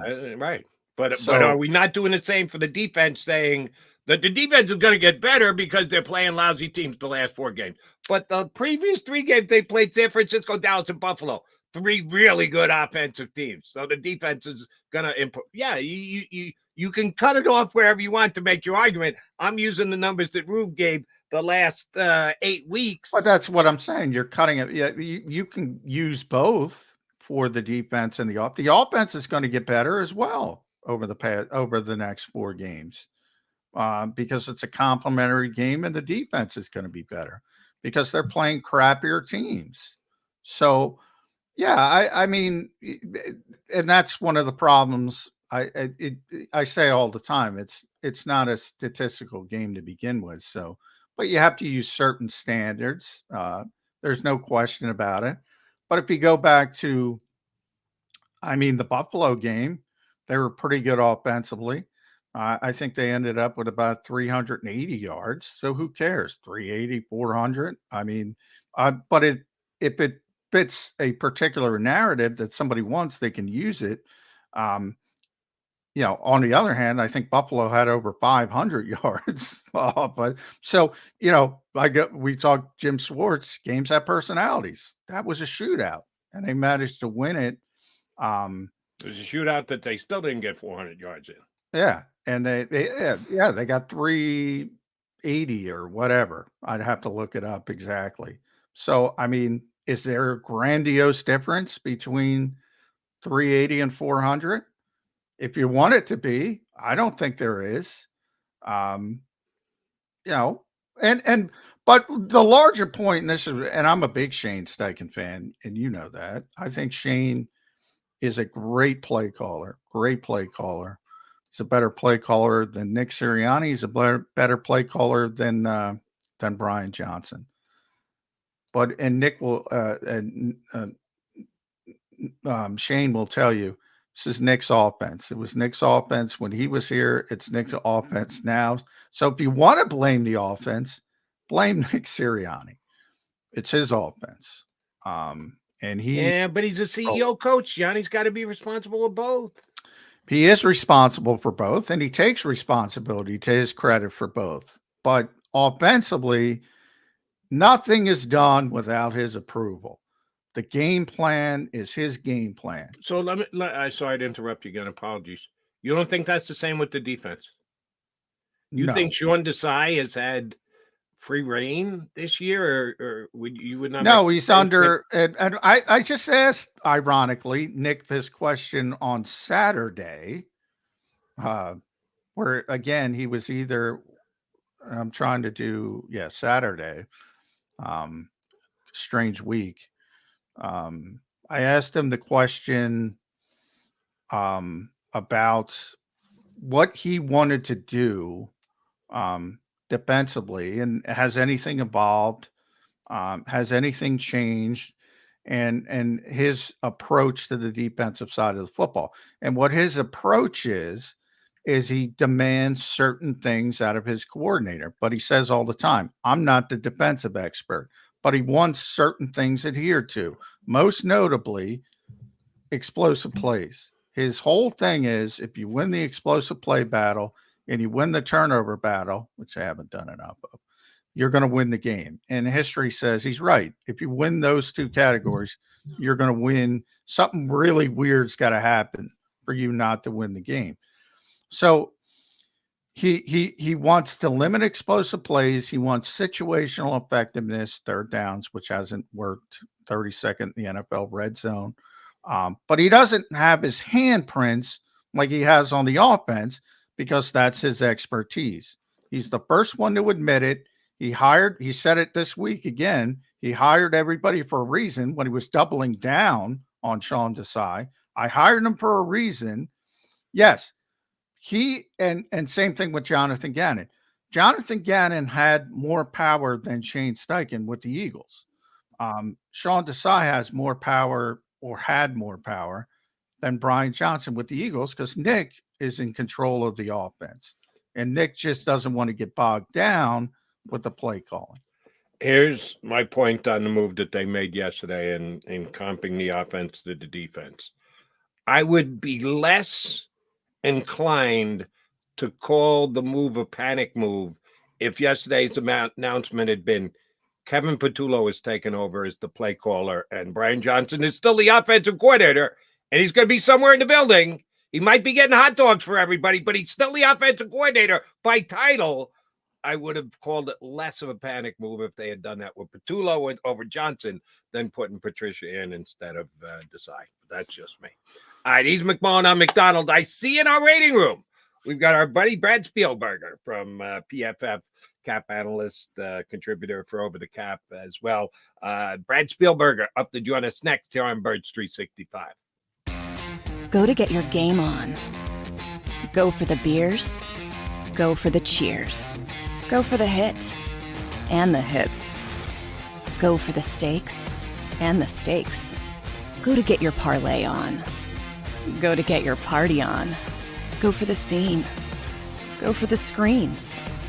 Go for the gallery. Go for the win. Go to Ocean. Visit theoceanac.com to plan your visit. At Pond Lehocky, we've recovered billions of dollars for our clients, and we're confident we can do the same for you. With over 250 years of combined courtroom experience, we've helped over 100,000 injured clients obtain some of the largest settlements in Pennsylvania. One conversation is all it takes to help you and your family get back on track. If you've been injured in an accident, give Pond Lehocky a call. They're carving them up, and good play calling along the way. First and goal at the 6.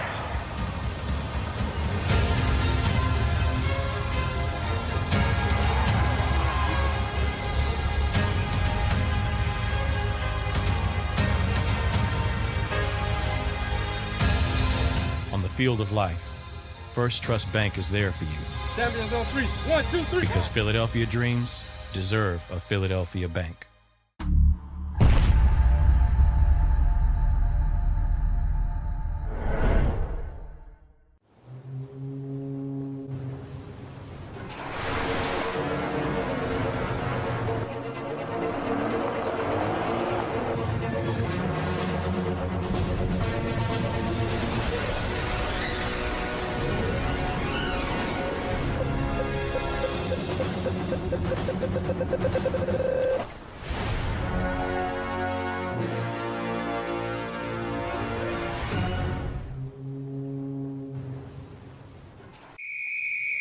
Underdog Fantasy has a way for you to play alongside your favorite football team all season long with their fantasy pick'em game. You pick between 2 to 5 players, select whether they'll go higher or lower on one of their stats, then do what you usually do on a Sunday, watch the games. You can win up to 20 times your money in a single game by going 5 for 5. It's a fantasy game, and the Sports Betting Show wants you to get involved. Go to UnderdogFantasy.com. When you sign up, use the promo code WIN, and Underdog will double your first deposit up to $100. That's UnderdogFantasy.com. Use the promo code WIN. Do you stream on a Roku, Fire Stick, Google TV, or Apple TV? Now you can watch 6ABC 24/7 with the 6ABC Philadelphia streaming app. And the big story on Action News. Search 6ABC Philadelphia and start streaming today.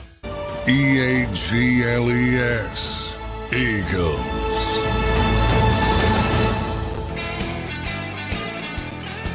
You got Mag and Mac here with you on Birds 365, and we are lucky enough to have Brad Spielberger from Pro Football Focus hop aboard with us, one of our favorite guys to punch up. Brad, I want to cut to the chase here. John and I have been debating it all morning. If we all agree that the Philadelphia Eagle defense is not near as good as it was last year, what's changed? If the philosophy is still the same, and we were led to believe that's the case, that John Desai comes in as a Fangio disciple, same as Jonathan Gannon, the coach changed and a good number of players changed on the defense. If it's a massive drop-off, you guys watch a ton of film at Pro Football Focus, you crunch numbers, you come up with analysis. In your analysis, the Eagles' defense has gone backwards as badly as it has. More because of coaching or more because of personnel?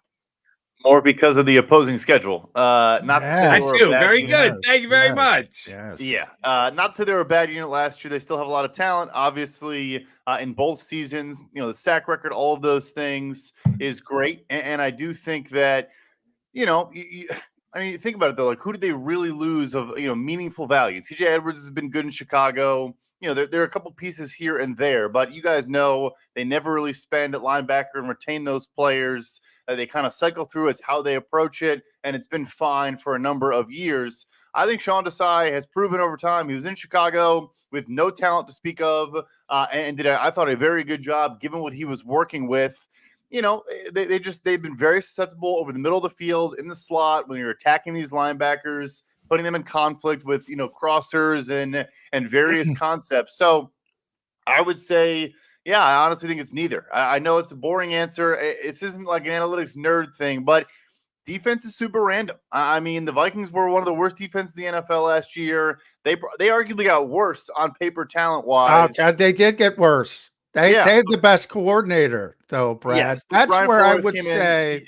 Yeah. Now, but even with Brian, and Jody knows, I'm in love with Brian Flores. I because he's different. I like different. I don't like how many teams copy the Fangio scheme over the past few seasons. I don't like it. Brian does something different. He's ahead of the curve. However, they blow a big lead to Jake Browning. They blew a lead to Denver. They blew a lead to Justin Fields.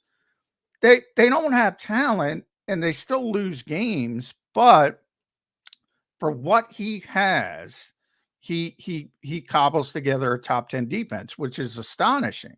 So I give him a lot of credit for that. And that leads into my next question. I think too many people believe coordinators are these guys using joysticks, and it's their faults. It's not Flores' fault his team can't hold up at the end of the games. The talent, sort of comes to the forefront. The old adage, Jimmy's and Joe's, not X's and O's. So you're right about the schedule. The one brilliant part of this move, it's everything about it. The Eagles changing coordinators in name only seems panicky, except they're getting better over the last month of the season because of the schedule. So Matt Patricia is going to look better, right? He doesn't have to address reporters like me. He's not the defensive coordinator. He's got a press secretary in Sean Desai. It's brilliant from that standpoint. Yeah, no, sure. You bring him in as a consultant, and maybe he is trying to throw out some different ideas and do things differently. He obviously comes from a philosophy that is very, very different than the Vic Fangio tree. Maybe they play more man coverage and more single high safety looks, do different things than what's been happening so far this season with Desai. But no, that is a good point. You get the intervention fallacy, which is it's now going to look vastly improved when in reality they're going to play a bunch of bad teams. And that'll be more of the difference there. But yeah, I thought it was interesting. Maybe also you do want to shake things up. I think it does look a little bit panicky, but for all we know, he has been throwing some different ideas at the wall, and they just feel they have to try something because they've been struggling pretty much all year long. All right, we know that Darius Slay is not going to play for the Eagles tonight. I'd have arthroscopic surgery. How many weeks he's going to miss to be determined. They surely didn't put him on IR. They hope he's back, finish out the regular season, certainly for the playoffs. How have those potential replacements for the Philadelphia Eagles tonight graded out so far this year? No limited for some of them, the Keely Ringos of the world, but Ricks has played. Some may play in the slot night, some may play outside. Josh Jobe has played. He was a key guy early, kind of fell down the depth chart, now could be back in the mix. How have the Eagles DBs who are going to be tasked to replace Darius Slay, oh, by the way, far and away their best corner all year, how should Eagle fans be thinking the guys are going to be able to step in and not miss a beat with Darius Slay out of the lineup? Yeah, very poorly. Both Ricks and Joby have coverage grades below 45, which is very, very bad. And then, I think Ringo, you saw last week when he came in for a spot couple reps, you saw why he's not really playing in very limited, time, just made a couple mistakes and got beat a couple times and was very quickly back out of the lineup. So, yeah, I think it all traces back to like you lose Avonte Maddox, and I think we're seeing the importance of having a solidified slot corner. You obviously try James Bradbury there. You're trying a bunch of different things there, and it's just been tough. Like that in particular has been their weak spot. We talked about it last week going into a game against CeeDee Lamb and the Dallas Cowboys. Like slot receivers are destroying this Eagles team, and they pretty much have all season long. So yeah, it's going to continue to be tough sledding. But at the end of the day, that's kind of how this thing is built, and they need the defensive line to get home with more consistency, more regularity, and that's the answer. That's the counter. We'll get back to the Eagles, but I want to ask you this question because I saw Brock Purdy, and by the way, Brad, Jody is ground floor on Brock Purdy, so he deserves credit for Brock Purdy. Probably the leader to be the MVP now that Dak Prescott kind of crapped the bed in Buffalo. To Brock's credit, he said Christian McCaffrey should be the MVP, which I agree with because I say to Jody all the time, Brock's having a tremendous season, but he's not even the MVP on his own team. If Christian McCaffrey wins that award in this environment, how good of a season is that for a running back where nobody cares about running backs in this league, it seems? Yeah, no, it's a great point, right? It's so hard to win that thing as a non-quarterback, and now in 2023 to win it as a running back is like borderline impossible. So, yeah, I mean, Purdy, I think is like minus 200 now in betting odds, and obviously that doesn't tell you what's going to happen. So, it would be remarkable. I mean, he already has 20 touchdowns now. He's tied with Raheem Mostert on the season, another Niners legendary back. I think he would need to win that out and have like 25-plus touchdowns, be the leader there for the NFL. And the thing with him, too, is, we hear this adage all the time, oh, he's not just a running back, he's also a receiver. It applies to about 5% of the guys that get said about. It does actually apply to Christian McCaffrey. He can legitimately run routes out of the slot and out wide. He has a route tree. He can make guys miss in space, obviously, after the catch, as well as anyone. So, he is a weapon. He's a true, a full all-around weapon, not just running back. But, yeah, nevertheless, he's going to win the rushing title, it looks like. Maybe have the most touchdowns in the NFL. Be up there for receiving yards by running back. I mean, yeah, maybe Brock's onto something, but I think they'll give it to Purdy. And I will say this, do I think Brock Purdy, him winning an NFL MVP award is going to look great in the annals of history? Probably not, but he's not as bad as people are saying. He's been good. He's been elevating out parts of this offense. Yes, he's driving a Lamborghini and has Kyle Shanahan and all these weapons, but Purdy has been good. Quick question for you. Did you ever say that about Tom Brady when he was taking down his MVPs? Doesn't look good for the league, 6th-round draft pick. They don't really need Not because Did you say it about Brady? You can say it about Purdy, but you didn't say it about Brady? It's not his draft status has nothing to do with it. But Tom Brady's winning those awards throwing to 5'9" undrafted white slot receivers. And Brock Purdy is doing it throwing to a bunch of all pros with the best left tackle maybe ever and the best play caller maybe ever. So no, I hear you, but I don't care. Did I miss Shanahan's Super Bowl victories? He should have had one. Yeah, he should have had one. Oh my God! You know what? I should have had all 6 numbers in Powerball last night. No. I didn't, so I got squata, but I should have had them.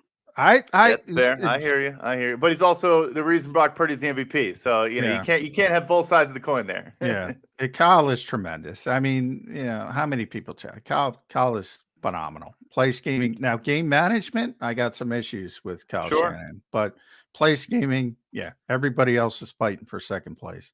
I think that's fair. So NFL as a whole, I think. This is the time of year. We saw it in Buffalo, Brad. Jody has heard me say this. Nobody cares about the running game until they have to care about the running game, which is basically late in the season in the Northeast, Midwest, if there's an outdoor game. And all of a sudden, people are like, oh, man, we can't stop the run. I think Dallas had that moment yesterday. Said, oh, man, if we're not playing from the lead, we got some issues. So many undersized bodies. Does it surprise you that somebody, I talked about it with Flores a little bit, somebody hasn't said, look, everybody's playing 210-pound guys. There's a lot of teams playing 3 safeties, undersized bodies all over the place on defense. Why hasn't somebody said, all right, pendulum's coming the other way. I'm going to get a fullback. I'm gonna ram it down people's throats. Is it just because the margin of error is too small? So the Ravens, I think, have to a degree done that. And also the Patriots, I do think, tried to just go heavy, 350-pound guards, run a gap scheme, and just try to out-physical you. They just have zero talent on offense in any way, shape, or form. So, I do think there's been a little bit of that, but there probably should be more. I hear you, right? You're playing all these teams in dime looks and big dime with 3 safeties. I mean, the Cowboys are playing a bunch of safeties at linebacker now. You have Marquise Bell and Wanya Thomas and these guys that are 210 pounds that are their starting, linebackers. And you saw, there was a play where Deion Dawkins, the left tackle for the Bills, drove Wanya Thomas 20 yards downfield on a run where James Cook ended up at the goal line. So, yeah, no, it's a fair question. And obviously Buffalo we wouldn't put in that bucket. But I think Joe Brady has realized that offensive line is playing really well right now. Mitch Moore's healthy at center. Connor McGovern, their addition at left guard from Dallas, like they've been playing some bully ball, and Cook has been really, really good the last month. So I think we are going to see that counter punch. I would say the reason maybe we don't see it as often is because that style of offensive lineman like doesn't exist in college football anymore That's either. true. There are some. That's true. Yeah, you can go to some schools that still do it. Michigan obviously still does it, but 295-pound zone offensive linemen are who you're drafting. But yeah, I think we'll see more of it as time goes on. All right. John mentioned about the Buffalo Bills running the ball down the Dallas Cowboys' throats. Nod to the Buffalo Bills for coming in ready to do that yesterday. But the defense also played pretty damn well for the Buffalo Bills yesterday. Cowboys got an, oh, by the way, touchdown. It was 31-3 at one point. It's just complete blowout. And I'm checking the box score, and CeeDee Lamb had 10 targets yesterday for 53 yards. But we saw what he did against the Eagles. Not once, twice this year. He lit them up. A guy who I tried to implore the Eagles to acquire was Rasul Douglas, who was available on the open market. The Packers were making him available. The Bills got him for the equivalency of a 4th-round draft pick. How did Douglas match up yesterday in the slot against CeeDee Lamb? Looks to me like he shut him down. How has he played and graded out since he became a Buffalo Bill? So he does play some in the slot. I think you probably saw more Teron Johnson, and Douglas got him when he came outside. But I saw him play him on a couple of plays yesterday. No, definitely. No, he definitely did. He definitely did. You're not wrong. He does have the inside-outside ability. Did it in Green Bay as well. He's been exceptional. His grade for this pass game is not out yet, but I'm imagining it's going to be strong, and he'll have an 85-plus coverage grade since he joined the Buffalo Bills at the deadline. Yeah, no, he's been awesome. He was a perfect fit in the zone-heavy scheme in Buffalo. And I do think that inside-outside ability, like the Eagles have tried with the James Bradbury, for example, like it's been huge in a lot of matchups for them where they're facing some teams recently, even if it's a tight end like a Travis Kelce in Buffalo, they're facing teams where a top target is a guy that primarily lines up inside. But no, he's had ball production. He's been sticky in coverage. It's been as seamless a transition for a DB, at the deadline as I've seen in a while. Sometimes like defensive linemen show up and it's like, hey, go tackle the quarterback. Like it's harder for a DB to come in and learn a whole scheme and all that. And it's been seamless for him since day one. So you're suggesting that the Eagles would be better off tonight having Rasul Douglas play outside, replacing Darius Slay than Rick or Ringo? Okay, I would certainly say that is the case. Yes. Yeah. Now I would say that to you. How he swung and missed on that one. I'm sorry. He was out there to be had. They bring back the kid from the Pittsburgh. Why am I forgetting? Joshua Scott. They bring him back from the Pittsburgh practice squad. Josiah Scott. Yeah, they could have used a guy like Douglas. No, I don't think it's been updated. I think the more impressive thing about Rasul's playing great, but I don't think you guys updated. But coming into that game, anytime you're following somebody around like CeeDee Lamb, that tells you how well Rasul is playing. But you guys had him at 758 snaps out wide, 18 in the slot. So he has not been playing in the slot until that year he did in Green Bay. But then Green Bay moved him outside. He's an outside corner. I'll just say about how he wasn't looking for an outside corner. He was looking for a nickel corner.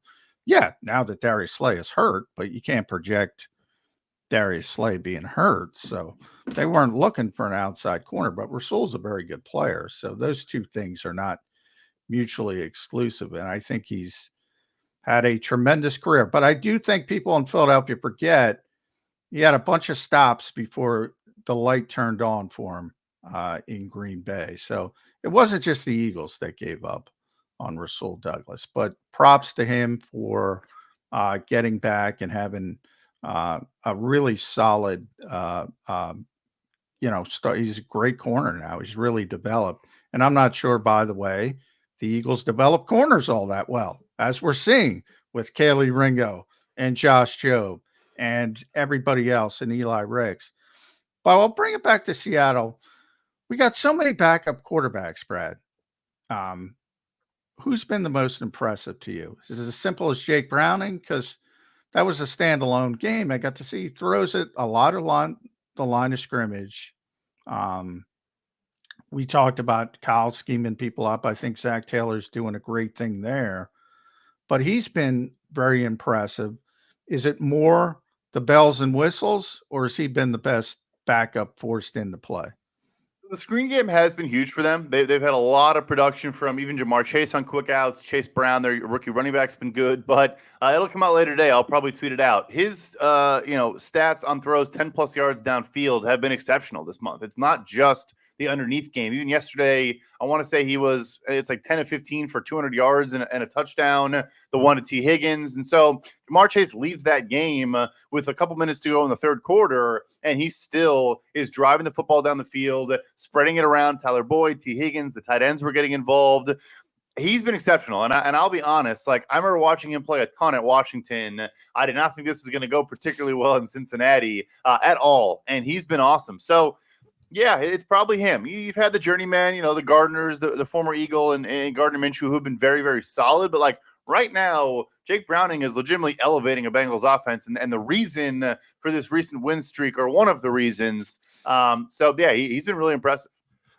Before the season started, I kind of put the Seattle Seahawks on a pedestal, which they haven't earned. I thought they were going to be the third best team in the NFC. 49ers, Eagles, and then maybe Seattle. They're below 500. A lot of reasons for it, one of which is the defense, which I thought was going to be significantly better this year. And they went out and made a major addition on the defensive line at the trade deadline, and it hasn't paid dividends. What's wrong with the Seattle defense? Is it the fact that Sean Desai is no longer there? Could that be the reason that the Seattle defense has been massively underachieving? Give me your read on why Seattle's defense has been disappointing, at least for me. I was right there with you. I picked them as a sneaky team to win the division, and obviously that was never going to happen. The defense has been terrible. Their safeties have been really, really bad. Jamal Adams, there's a couple snaps a week you see him in coverage, just lost. The guy is basically like a blitzing, off-ball linebacker at this point. He can't cover anything. Even Quandre Diggs is at a down year. Devin Witherspoon, love the guy, fun player, fun to the line of scrimmage, is getting picked on a weekly basis in coverage too. That'll get better. I have full faith he'll become a really good NFL player, but right now in coverage he's not good. Jordan Brooks has been good. Coming back from the ACL tear has been remarkable, but still a guy you can pick on. Bobby Wagner, good run defender, good side on the sideline, not the coverage player he once was. And the last key piece is really the defensive line loses Uchenna and Nwosu, their best pass rusher, by a comfortable margin on the edge. Boye Mafi's been good, kind of a second-year breakout type player, but they just don't get pressure consistently enough at all. Draymond Jones, you pay him a ton of money in free agency. He's been average. Leonard Williams, I get the trade at the deadline, I suppose. The price was way too high. But I get trying to address your biggest weakness, which I think was on the interior. He's actually been good. It just hasn't mattered. So, it's the defense, and then the tackle's been hurt pretty much all year long. But I wouldn't really blame Geno. It's just, the defense has been just losing games for them on a nearly weekly basis. Yep. So we might be talking the over tonight. Terrible defense versus terrible defense. You had mentioned Gardner Minshew a little bit earlier. If Indianapolis finishes this thing off and Jacksonville's taking on water and they win that division, is Shane Steichen going to be the coach of the year? Because they're not giving it to, they might consider Mike McDaniel. They're not giving it to Sirianni or anybody who's expected to do good things. So maybe Dan Campbell, maybe Mike McDaniel's taking the step forward. But I gotta give strong consideration to Shane Steichen. Yeah, absolutely, 110%. And he is, right in the mix right now, top 5 in odds for that award, and he should be. It's been remarkable what they've done. Lean into the RPO game, lead the NFL in RPO rate by about 6-7%. A completely different offense, but you go from an Anthony Richardson to a Gardner Minshew. The offensive line's all playing better. You're getting a career out of Michael Pittman. The rookie and Josh Downs has been great.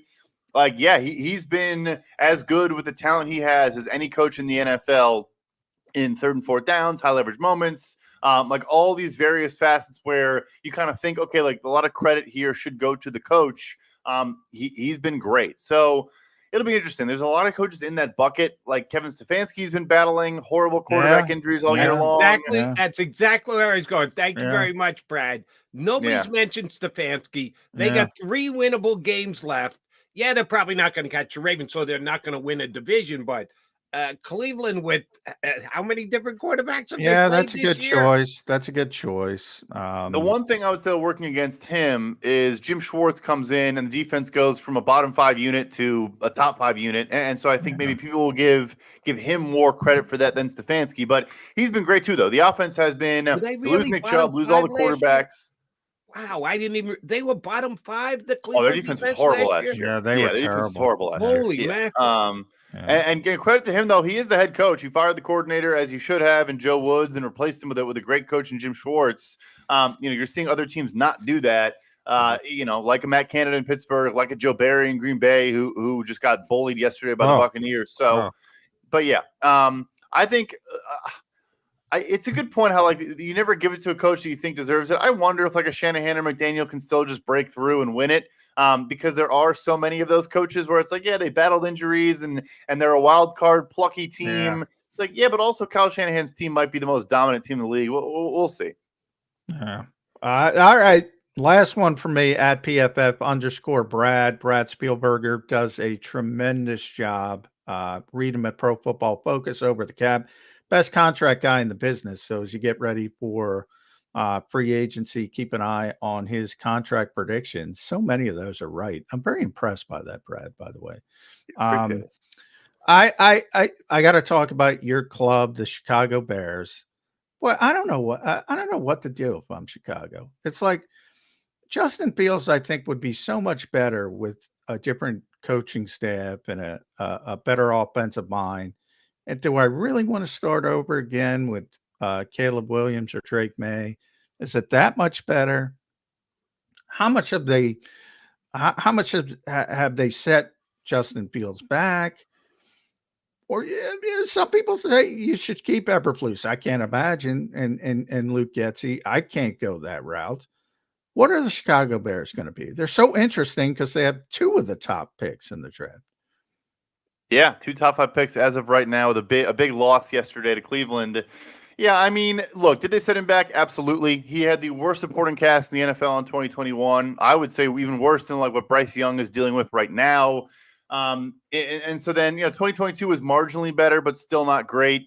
Yesterday's first half, I think, was one of the better halves of football I've seen him play. Getting the ball a bit faster, throwing over the intermediate, throwing over the middle of the field. I mean, he should have had a touchdown of Robert Tonyan. He had an awful drop. Tyler Scott, the rookie, had an awful drop in this game. I mean, Darnell Mooney probably should have won the game on the Hail Mary. Obviously kind of a fluky random play, but he still probably should have caught the ball and won the game. So it's interesting. It's not on the football field. I could see the argument for sticking with him. It's just about contracts, right? It's like he's going into his 5th-year option decision this offseason. If Carolina gives you the 1st or 2nd overall pick, you just have to reset the counter and attack now and say, now we're going to give a guy a phenomenal surrounding circumstance. You had DJ Moore. You add a, Malik Neighbors, Romeo Odunze type player with your own pick. The offensive line, I think, actually is playing good football now, finally, that they're healthy. You just have to. But, yeah, I mean, Luke Getsy, no, he's gone. Fire him into the sun. Credit to Eberflus. The defense has been legitimately good the last 6-8 weeks. Yeah. Like they really have. And it's a lot of young players developing before our eyes. There's a ceiling, right? He lost in the game. He's conservative, and a lot of these close losses they've had have been his fault. So I think he's a good developer of talent. There's just a limited ceiling in what he can accomplish. I think you're going to see new quarterback, new coaching staff, and just start this whole thing over, hopefully for the last time. But way more draft picks, way more cap space. Like Fields, what he inherited was a disaster. The new kid's going to inherit a pretty good situation. Now, as they say, film don't lie. So I'm going to ask you to go to the film, Mr. PFF. If we put the NFC aside, if we say that Baltimore has been the best team on the field in the AFC, Kansas City is Kansas City. They take up almost permanent resident in the Super Bowl. If we make them the 2 best teams in the AFC as of right now, and I'm not locking at it, I'm just saying today, you might rate them 1-2. Buffalo or Miami? They'll play week 17 and they'll answer it themselves on the field. But I'm asking you right here, right now, where they rank, what they've accomplished, how they look on film. If I had to ask you who is the best team in the AFC right now, if it's between Buffalo and Miami, who would you take? I would take Buffalo even if you include Kansas City and Baltimore. Buffalo is the best team in the AFC right now. And I think, you know, that you look at the two schedules going forward. Did see them lose to the Patriots this year, right? They did lose to the Patriots this year, which is hard to accomplish. Lost to the Jets too. So, yeah, I mean, going forward, there's a chance they can still somehow win the AFC East if they win out, and if Miami loses one of, I think it's Dallas and Baltimore they have left, and then lose to Buffalo in that Week 18 game you mentioned. So, I think it's possible. I think it's very, very possible that is what happens. And I'm with you, but I'll say this, Brad. I think it's a little recency bias because they looked so impressive yesterday. I'm like, damn, I don't want to play Buffalo. But but they honestly could have beat Philly. Credit to Philly for coming back in that game, but they could have won that game. They go into Kansas City and probably should have won by more than just a field goal there. It is recency bias. There's no question about it. They just blew out Dallas. That's in my mind. But the offense has been good the entire season. We talk MVP. He's not going to win it, but frankly, Josh Allen's probably been the most valuable player in the NFL this year. He's the most difficult player to stop. But, he's too reckless. If he could just get that under control, he's the most difficult player in the NFL to stop.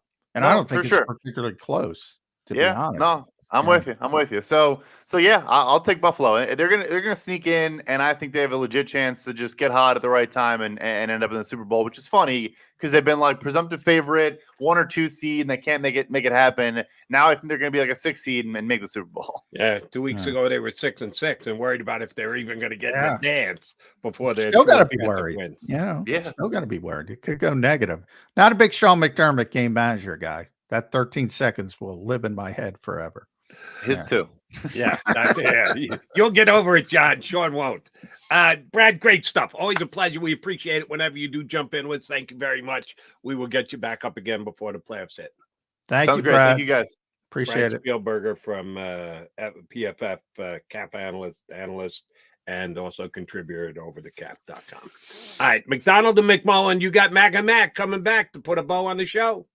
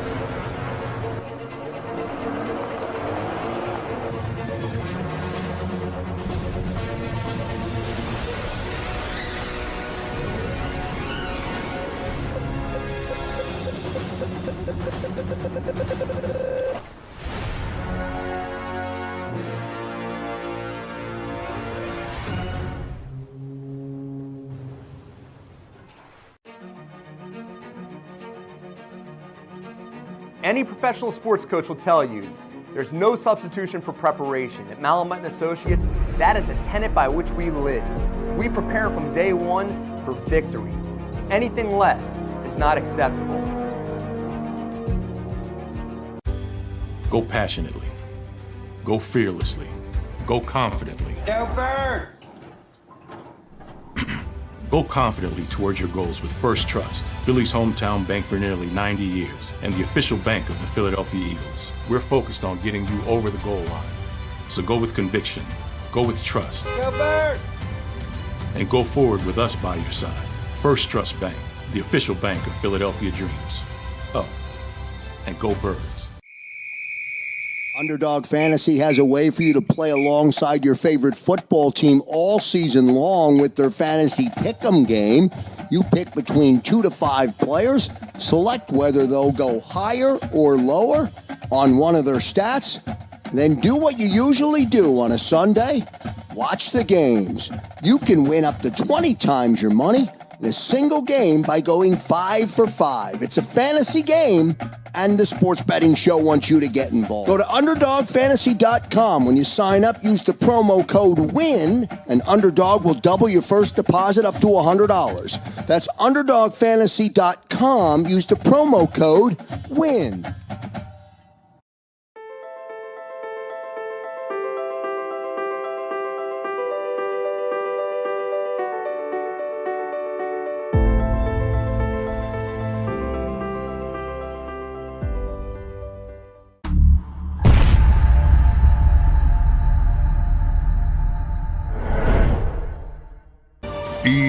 EAGLES, Eagles.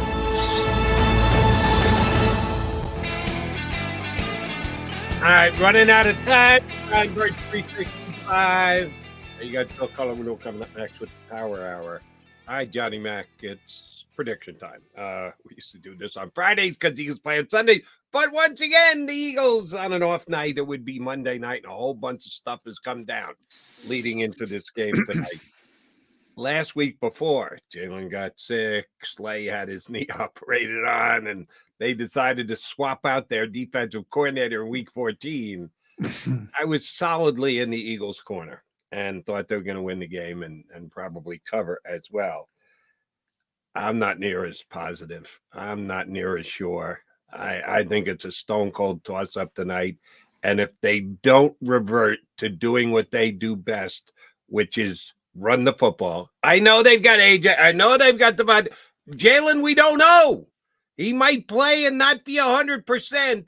If the he's probably not going to be. I was told he's probably not going to be 100%. So yeah. Might play, but not going to be 100% by game time.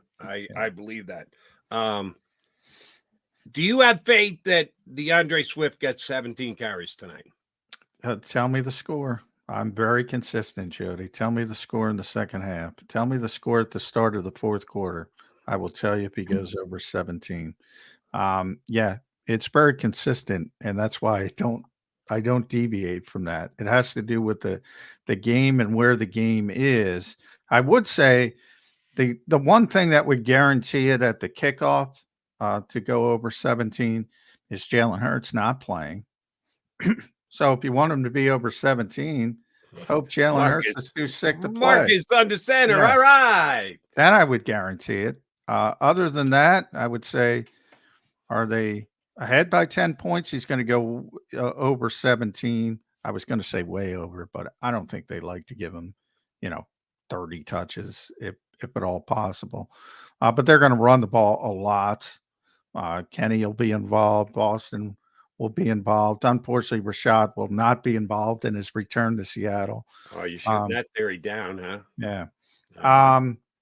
So yeah, I mean, yeah, it has to do with the game and how the game is going, and they need to run the ball effectively. So just add that word to it, and everybody can use it. Run the ball effectively needs to be a part of their offense. All right, J-Mac, give me a score tonight. Yeah, I think they're going to win the game. Now, this is all hinged. I believe Jalen's going to play. I don't think he made the trip to not play.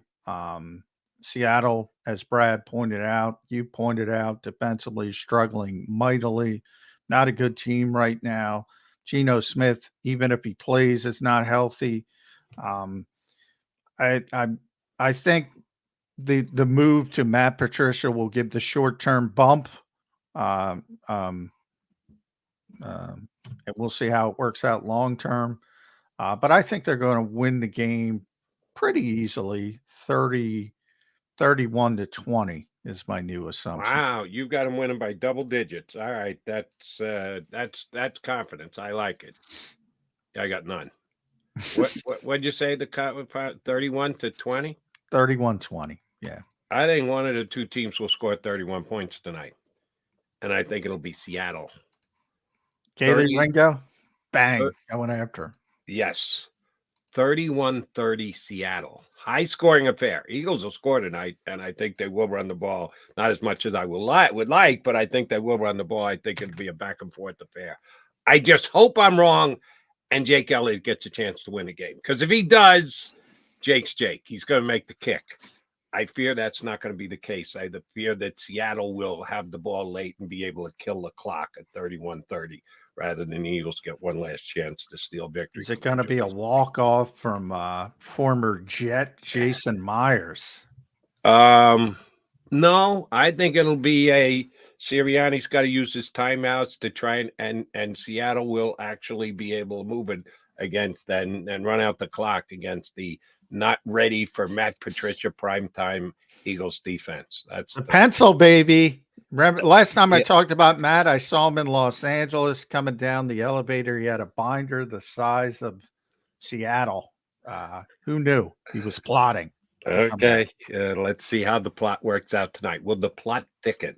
Well, for sure, you're going to get Mac and Mac back here. J Mac will be on the pre and post game stuff tonight, right here on the JAKIB Media YouTube channel, and right back here, Mac and Mac Birds 365 and 2 and 2. You've been listening to Birds 365, the destination for the passionate Eagles football fan who bleeds green. If it's Eagles football, we're talking about it. Debate inside the locker room and guests that are some of the greatest football minds from around the region. We hope you enjoyed the show. We know we had a blast. Make sure to like, comment, and subscribe, and we'll be back soon. But in the meantime, hook up with us on social media at JAKIB Sports. See you next time on Birds 365.